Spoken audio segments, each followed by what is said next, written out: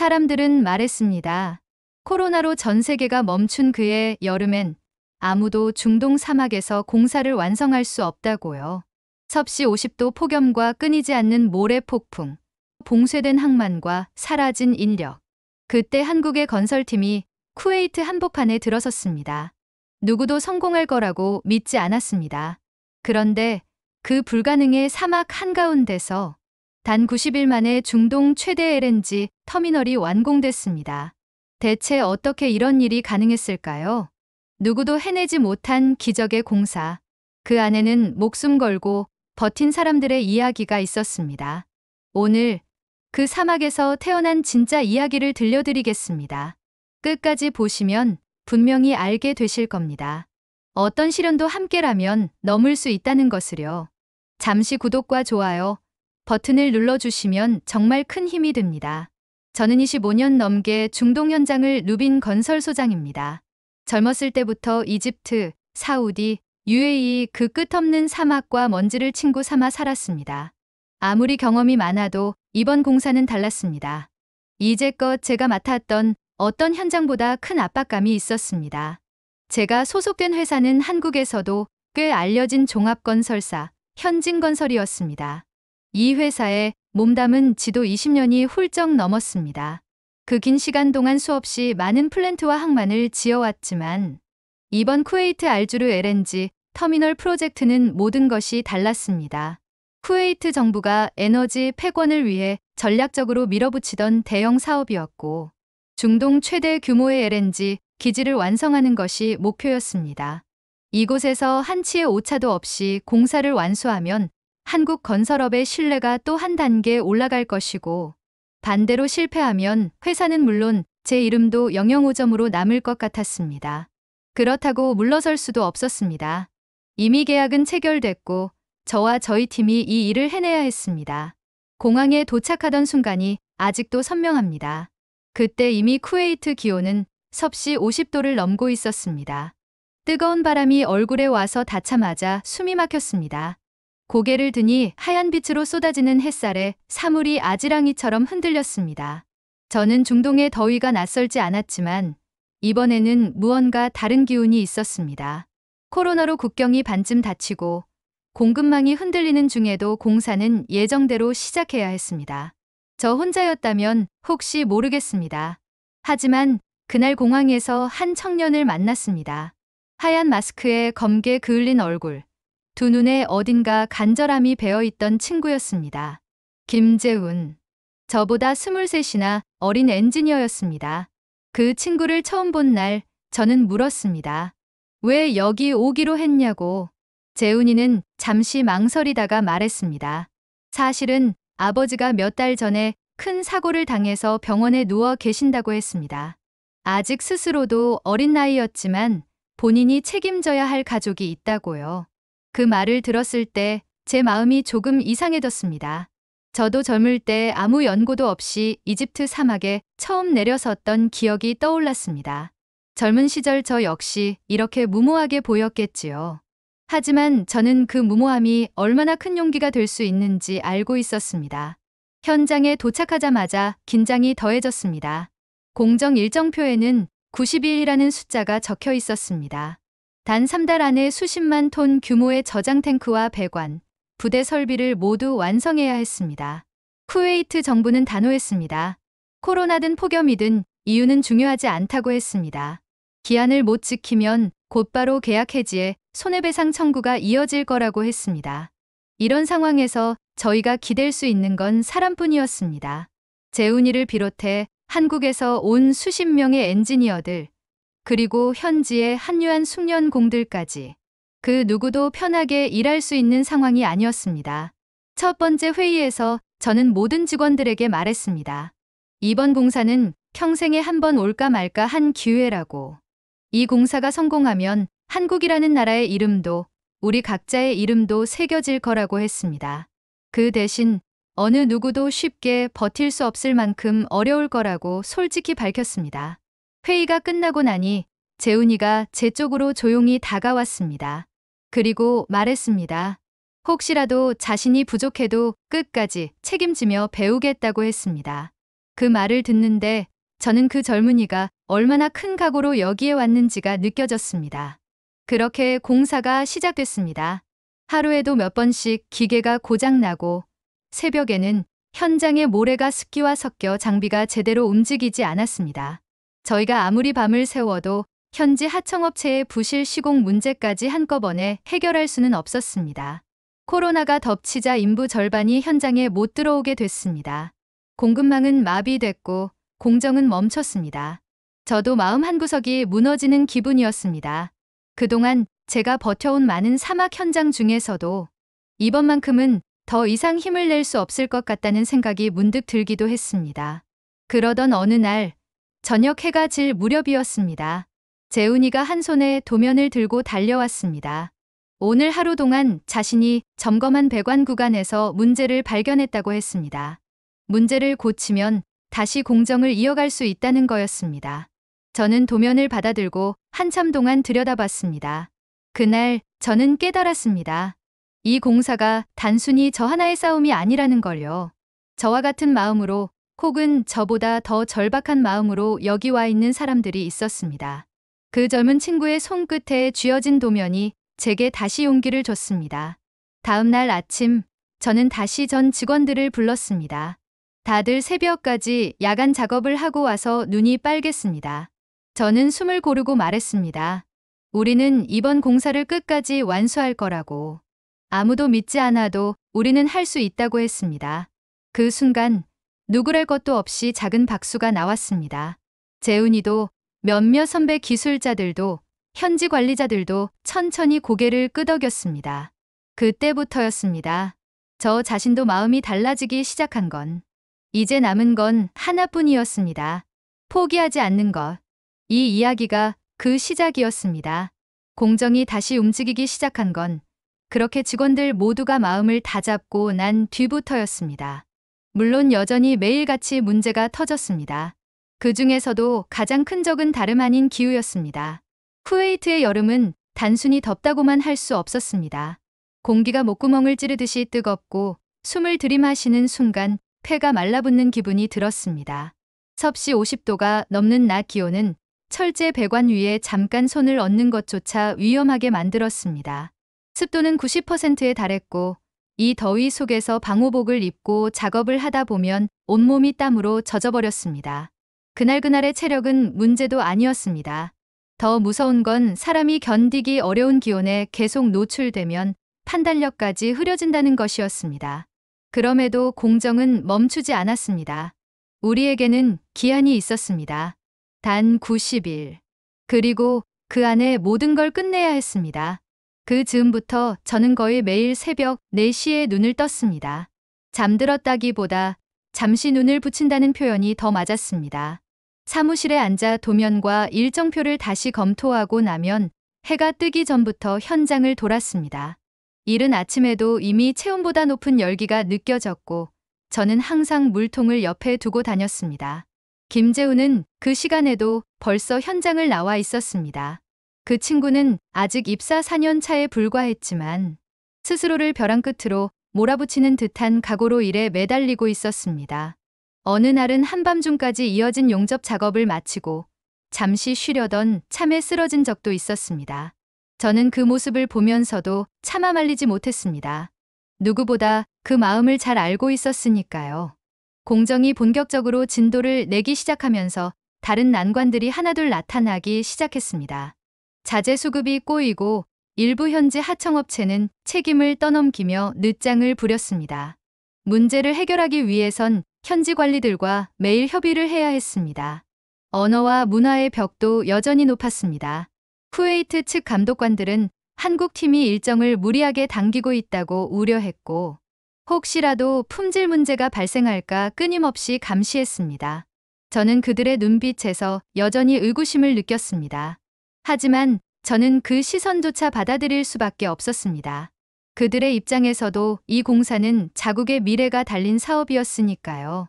어느 날 아침 제가 사무실에 들어서자마자 쿠웨이트 정부 쪽에서 긴급 공문이 도착했다는 보고를 받았습니다. 현지 언론의 한국 기업도 결국 실패하는 것 아니냐는 기사가 실렸다는 겁니다. 기사를 읽어보니 공정률이 초기 계획보다 늦어졌고 코로나로 인력이 부족해 일정이 위험하다는 내용이었습니다. 저는 문득 심장이 쿵 하고 내려앉는 기분이 들었습니다. 이렇게 언론의 부정적 보도가 번지면 정부의 압박이 훨씬 거세질 것을 알고 있었습니다. 그날 오후 회의는 긴장으로 가득했습니다. 엔지니어들도 현지 관리자들도 말이 적었습니다. 저는 모두의 시선을 느끼면서도 결국 입을 열었습니다. 우리가 이 현장에 왜 왔는지를 잊지 말자고 했습니다. 저는 그렇게 말하면서도 사실 제 마음속에서는 두려움이 꿈틀거렸습니다. 이번 공사를 끝내지 못하면 제 경력도 마지막에 이렇게 끝날 것만 같았습니다. 그날 밤 재훈이가 제 사무실 문을 두드렸습니다. 아무 말 없이 들어오더니 테이블 위에 자신의 노트를 꺼내 놓았습니다. 거기엔 공정 지연 구간에 대한 분석과 대체 방안이 빽빽하게 적혀 있었습니다. 저는 그걸 보고 잠시 말을 잃었습니다. 그 아이가, 아직 20대인 그 친구가 이 공사를 위해 어떤 생각과 노력을 쏟아부었는지 고스란히 느껴졌습니다. 잠시 후 저는 자리에서 일어나 그 노트를 조용히 덮었습니다. 그리고 말했습니다. 우리 둘이서 이 구간부터 다시 책임지자고. 재훈이는 고개를 깊이 숙였습니다. 다음 날부터 저희 팀은 교대조를 재편했습니다. 24시간 돌아가는 야간 작업 체제를 공식화했습니다. 작업 시간이 늘어나자 현지 근로자들도 처음에는 고개를 저었지만 하나둘 동참하기 시작했습니다. 그 즈음부터 현장은 이상할 만큼 단단해졌습니다. 마치 모두가 같은 리듬으로 움직이는 하나의 유기체처럼 느껴졌습니다. 어떤 이들은 새벽에 배관 위에서 잤고 어떤 이들은 통역과 자재 수급 때문에 항만을 수십 번 오갔습니다. 재훈이는 매일 자정이 되어서야 사무실로 돌아왔습니다. 눈은 빨갛게 충혈돼 있었지만 단 한 번도 힘들다는 말을 하지 않았습니다. 그해 여름, 쿠웨이트의 밤은 낮보다 더 뜨겁게 느껴졌습니다. 폭염에 달궈진 콘크리트가 밤새 열을 식히지 않았고 그 위에 선 저희는 땀으로 젖어 있었습니다. 그럼에도 어느 순간부터 저는 마음이 이상하게 차분해졌습니다. 아마도 두려움보다 더 큰 게 생긴 거였을 겁니다. 끝까지 버티면 반드시 길이 열린다는 믿음이었습니다. 그렇게 시간이 흘러갔습니다. 언제부터인지 우리 모두는 같은 말을 반복했습니다. 이번 공사는 실패하지 않는다. 누구도 그 말을 가볍게 하지 않았습니다.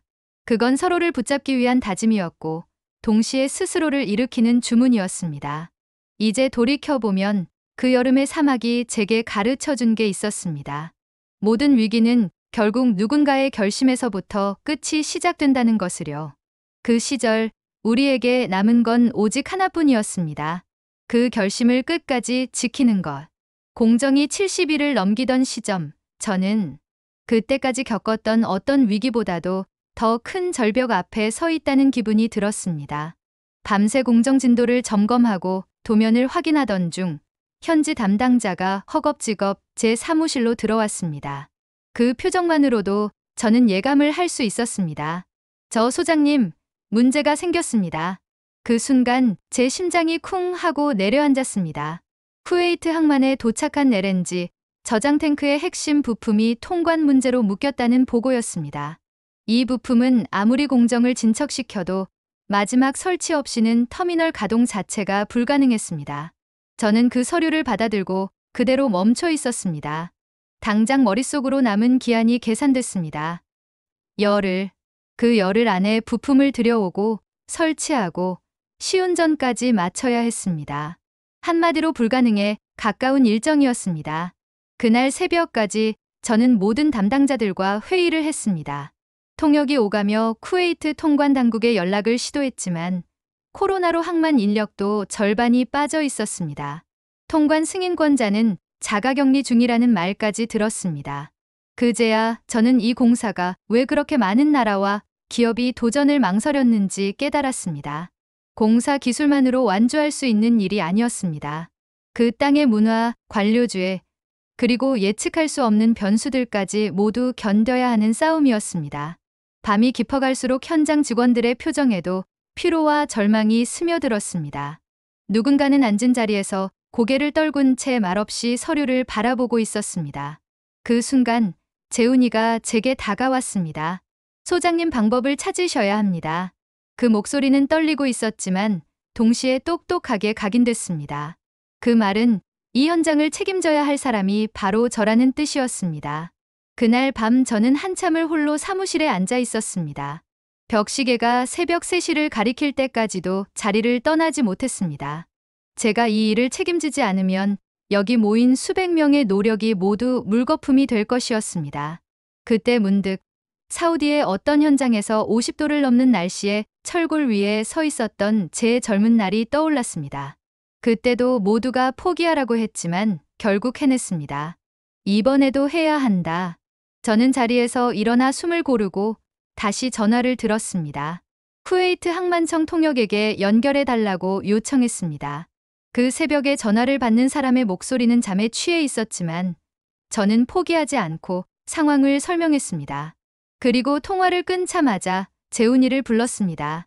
지금부터 남은 열흘 동안 밤낮 가리지 않고 일하겠다. 너도 준비해라. 그때 재훈이의 눈이 살짝 흔들렸습니다. 하지만 곧 깊이 고개를 숙였습니다. 네, 소장님. 끝까지 하겠습니다. 그 순간부터 현장은 완전히 달라졌습니다. 먼저 야간 작업 구역에 임시 발전기를 추가 설치했습니다. 이 발전기는 사실 예비 장비였는데 저는 남은 예산과 안전 여유분을 모두 걸었습니다. 혹시라도 고장이 나면 그때부터는 더 이상 기댈 구석이 없었습니다. 또 하나, 인력 문제를 해결하기 위해 현지 하청업체 팀장들과 따로 회의를 열었습니다. 그들에게 솔직히 말했습니다. 이번 공사가 실패하면 한국뿐 아니라 이곳의 명예와 경제적 손실이 크다고요. 그날 저는 수년간 중동에서 일하며 처음으로 제 감정을 다 드러냈습니다. 우리 모두 책임이 있습니다. 하지만 책임만으론 이 길을 못 걷습니다. 저는 이 공사를 포기하지 않을 겁니다. 그 말을 듣고 있던 현지 팀장은 잠시 말을 잃고 고개를 숙였습니다.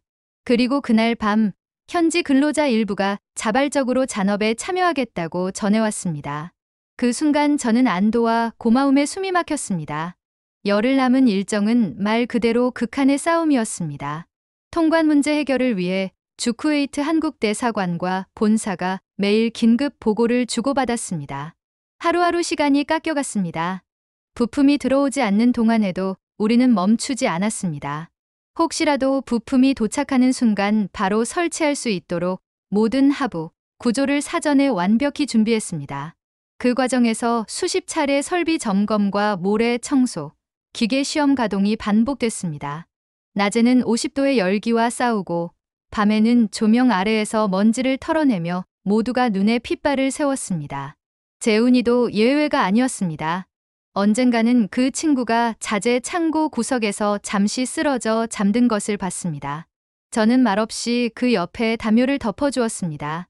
그리고 드디어 공사 마지막 3일째 되던 날, 통관 승인이 떨어졌다는 연락이 왔습니다. 그 소식이 전해진 순간 사무실에 있던 모든 사람들이 숨을 고르며 서로를 바라봤습니다. 아무 말도 없었습니다. 그저 서로의 얼굴에서 같은 생각을 읽고 있었습니다. 이제 마지막 기회다. 부품을 실은 트럭이 밤을 넘어 현장으로 도착했습니다. 저는 손전등을 들고 차에서 내리는 기사를 맞았습니다. 그 순간 저는 모든 긴장이 스르르 풀려버리는 기분이었습니다. 하지만 기뻐할 시간은 없었습니다. 남은 72시간 안에 설치와 시운전을 마쳐야 했습니다. 그날 새벽부터 현장은 다시 전투가 시작됐습니다. 작업등이 밤하늘을 하얗게 비추고 수십 명의 기술자가 차례로 현장에 들어섰습니다. 그 밤, 저는 제 인생에서 가장 긴 시간을 보냈습니다. 밤이 다 지나고 붉은 태양이 떠오를 즈음 저는 서서히 깨달았습니다. 이제 이 싸움의 끝이 정말 가까워졌다는 것을요. 마지막 사흘 동안의 시간은 마치 몇 년처럼 길게 느껴졌습니다. 부품이 도착하자 곧바로 설치 작업이 시작됐습니다. 공정 단계마다 점검과 확인을 반복했고 조금이라도 오차가 생기면 다시 처음으로 돌아가야 했습니다. 새벽부터 달궈진 철제 구조물이 체온보다 더 뜨겁게 타올랐습니다. 작업복 위로 땀이 줄줄 흘러내렸고 마스크 안쪽은 이미 축축하게 젖어 있었습니다. 그날따라 폭염경보가 내려졌다는 방송이 흘러나왔지만 저희에겐 이미 중요한 소식이 아니었습니다. 우리 모두에게 남은 건 단 하나, 완공뿐이었습니다. 김재우는 그 사흘 동안 아예 숙소에 들어가지 않았습니다. 하루 중 잠깐 의자에 기대 잠을 청하고 다시 일어나 작업에 투입됐습니다. 저는 그 친구의 등을 보며 여러 번 생각했습니다. 아무도 보상해주지 않을 그 노력이 그 청춘의 시간을 무엇으로 갚을 수 있을까 하고요. 그 마지막 밤이 왔을 때 현장은 숨을 죽인 듯 고요했습니다. 수십 대의 조명등이 하얀 빛을 뿜어냈고 그 아래에서 우리는 서로를 바라보았습니다. 이제 정말 마지막 공정이었습니다. 설치된 부품의 최종 점검과 시운전. 하나라도 실패하면 계약 해지 통보는 즉시 내려올 것이고 지난 3달의 모든 수고가 사라질 것이었습니다. 저는 현장 중앙 통제실에서 모니터를 바라보았습니다. 심장이 빠르게 뛰었고 손바닥에 식은땀이 맺혔습니다. 수십 개의 계측기가 깜박이며 숫자를 띄웠습니다. 긴 침묵이 흐르는 동안 저는 처음 이곳에 도착했던 순간이 떠올랐습니다. 도착하자마자 내리쬐던 사막의 열기, 텅 빈 해안선, 그리고 무너질 듯한 책임감. 그 순간 재훈이가 제 옆으로 다가왔습니다. 그래도 저와 똑같은 표정이었습니다. 두려움과 긴장, 그리고 어떤 해내야 한다는 간절함이 뒤섞인 표정이었습니다. 소장님, 다 끝나면. 그 친구는 말을 멈췄습니다. 그 이어질 말을 제가 대신 마음으로 들었습니다. 다 끝나면 우리도 조금은 웃을 수 있겠지요. 마침내 계측기에 초록불이 켜졌습니다. 모니터 위에 정상 가동이라는 문자가 떴습니다. 그 순간 제 몸이 그대로 풀려버리는 기분이었습니다. 온몸에서 힘이 빠져나가 주저앉을 것 같았습니다. 누군가 작은 목소리로 말했습니다. 그랬습니다. 아무도 소리 내어 환호하지 않았습니다. 그저 숨을 고르며 서로의 얼굴을 바라봤습니다. 그 조용한 순간이 오히려 가장 큰 울림이었습니다. 새벽, 4시가 넘어 해안 쪽 수평선에 서서히 빛이 번졌습니다. 붉은 빛이 바다 위에 퍼지자 그 위로 LNG, 운반선이 천천히 다가오는 모습이 보였습니다. 그 배가 이 부두에 처음 들어오는 순간이었습니다. 모두가 그 장면을 바라보았습니다. 그제야 누군가 눈물을 훔쳤습니다. 저도 더 이상 참지 못하고 고개를 떨궜습니다. 어느새 저희 뒤로 쿠웨이트 정부 관계자들과 현지 언론 기자들이 모여 있었습니다. 그들은 하나같이 놀란 얼굴로 완공된 터미널을 바라봤습니다. 몇 달 전까지만 해도 한국 기업도 실패할 것이라고 했던 그 시선이었습니다. 그날 오전 간소하지만 공식 완공식이 열렸습니다. 쿠웨이트 에너지청 장관이 단상에 올랐고 저와 재훈이 그리고 여러 동료들이 그 앞에 섰습니다. 장관이 마이크를 잡았습니다. 그 목소리가 사막의 바람을 타고 퍼졌습니다. 오늘 이 자리에서 새로운 역사가 탄생했습니다. 한국은 약속을 지켰습니다. 그리고 여러분은 불가능을 가능으로 바꿨습니다. 그 말을 듣는 순간 지난 3달간 매일 새벽에 느끼던 두려움이 서서히 사라지는 기분이었습니다. 이제야 정말 끝이 났다는 실감이 났습니다. 행사가 끝나고 재훈이가 제 옆에 서 있었습니다. 그 친구의 얼굴은 피곤과 감격이 뒤섞여 있었습니다. 저는 잠시 그를 바라보다가 조용히 말했습니다. 수고했다. 재훈이는 아무 말 없이 고개를 숙였습니다. 그날 저녁 해가 질 무렵 현장을 한 바퀴 돌아보았습니다. 거대한 저장 탱크, 배관, 이송 설비가 붉은 빛에 물들어 있었습니다. 그 모든 것이 저희의 땀과 잠 못 이루던 밤으로 만들어진 결과물이었습니다. 그 순간 저는 깨달았습니다. 이곳에 세운 것은 단순한 터미널이 아니라 서로를 믿는다는 마음이었습니다. 한국으로 돌아오는 비행기 안에서 저는 창밖을 오래 바라봤습니다. 이제야 조금은 마음이 가벼워진 듯했습니다. 돌아와 가족을 만나고 동료들을 만나면 꼭 말하고 싶었습니다. 우리가 그 사막에서 해낸 일은 결코 사라지지 않을 거라고. 어떤 시련이 와도 함께라면 끝까지 버틸 수 있다는 것을 증명했다고요. 이 사연을 여기까지 읽어주신 분들께 감사드립니다. 혹시 지금 무언가를 포기하고 싶으신 분이 계시다면 제가 드리고 싶은 말은 하나뿐입니다. 끝까지 버티면 반드시 길이 열린다는 것. 그리고 그 길은 혼자 걷는 것이 아니라 함께 걸을 때 비로소 완성된다는 것입니다. 저는 그 사막에서 배웠습니다. 이제 다시 새로운 현장이 주어지더라도 저는 두렵지 않을 것입니다. 그때처럼 끝까지 걸어갈 것을 이미 스스로에게 약속했으니까요. 이것이 제가 직접 겪었던 사막의 끝에서 태어난 이야기였습니다. 누구도 믿어주지 않았던 그 공사에서 우리는 끝까지 함께 버텼고 결국 해냈습니다. 혹시 오늘 이 이야기가 마음에 작은 울림이나 용기를 드렸다면 구독과 좋아요로 함께 해주시면 정말 큰 힘이 됩니다. 여러분의 응원이 모여 앞으로도 더 많은 한국의 도전과 기적을 전해드릴 수 있습니다. 함께해 주셔서 감사합니다. 끝까지 시청해주신 여러분께 진심으로 고개 숙여 인사드립니다. 다음 영상에서 또 뵙겠습니다.